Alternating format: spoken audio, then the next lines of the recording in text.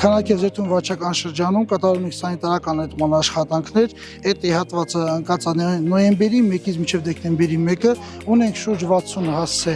ակտիվ քաղաքացի թեժ գծեր եւ ունենք երկու փողոց, Ներսիսյան փողոց եւ Հաստրատյան փողոց։ Ներսիսյան փողոցում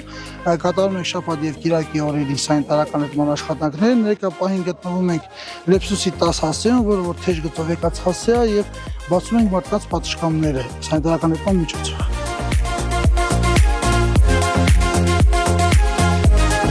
Շնորհակալություն կանաչապատմանը, որ մենք դիմել էինք, իրանք